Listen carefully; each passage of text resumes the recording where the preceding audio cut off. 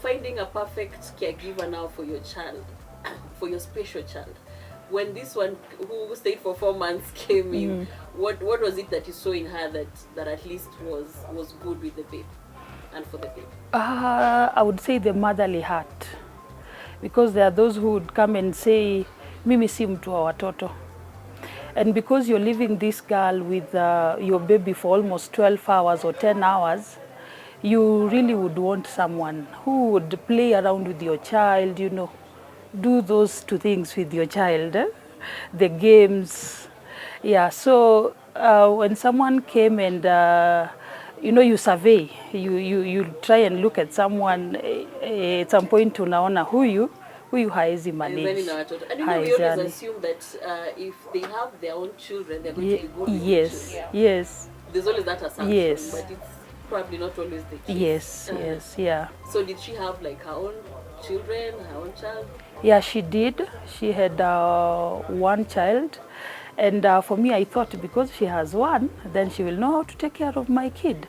But for her, I didn't have any issues with her, especially taking care of the kid. The only thing that happened was she got a husband, I think before.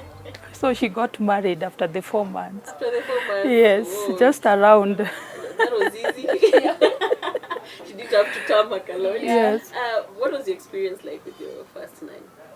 Oh, that one, I didn't have so much experience with the first one because she came then left the next day. So fast forward, I niliwacha stories za nannies and I got to look after my baby for 1 year. Then now when he was turning 2, I had to come back because I also had to go back to work. Then I got was another. Was it that discouraging, like to a point of I don't want anyone else to take care of my child? I really felt bad. I was like, okay, kwa nini hutaki kukaa na sisi surely? So nikasema tu, let me just take this moment to myself and my baby tujuane, so that by the time I'm bringing someone else in the picture, I already have that bond with the baby, such that if he's not okay, I'll be able to read in between the signs. So for 1 year, I didn't have a nanny. Now the second year, my baby turns 2. I really need a nanny. I need to go back to work. I get another one. I say, let me start small. I called home and asked around. Unajua wale wa kutafutua from home. Yeah. So I got one. Alikuwa ni wa around, ananijua, but ni ile tunapimiana tu. So I didn't do orientation to her because hata mimi by then nilikuwa naogopa because I don't know, nishaona kuna mwenye hataki kukaa, so I don't want pia mwingine akuje na pia hataki kukaa. So the first time she came, I asked her nothing. She came, akaingia, nikamwambia, I only need you to do this and this. I didn't ask her if she has ever worked again. I did because I didn't want to like nimpime alafu kesho pia aende. So the first 1 week she was okay. Then all of a sudden I don't know what happened because huyo na yeye, she left the baby in the house. Me, I was being called by neighbors.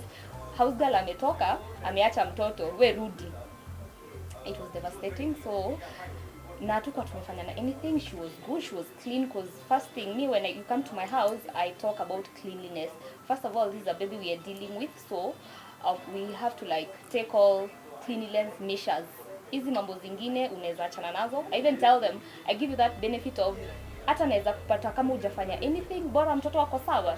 Is it the same case for you yes. and with children? Do you have a criteria when you hire a nanny, like a domestic manager, and you're like, so this, I'm going to take you through this? Because she sounds like she was scared of ticking some boxes first, lest she finds something that she doesn't like about this one, and you have to go like the first one.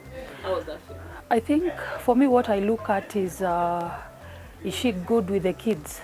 The rest we can sort baadaye. Yeah, whether she's clean or not, because I keep training my girls.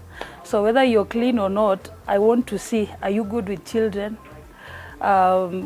Will you be there, you know, when I'm not, when probably I've traveled, will you be there? Will my kids be okay? That is the first thing I look at. Yeah, the rest we can sort kidogo kidogo. Yes. Yes. And when you talk about training, what kind of training do you do? Like, do you seek professional training for them? What kind of training do you do? We just trust ourselves to do the trainings. I think from our experiences, our own experiences, most of the time you probably want things to be done in a certain way, yeah. So you just take them through. This is what I want from day one. This is what I would. This is how I would want you to prepare the meals if I'm not home.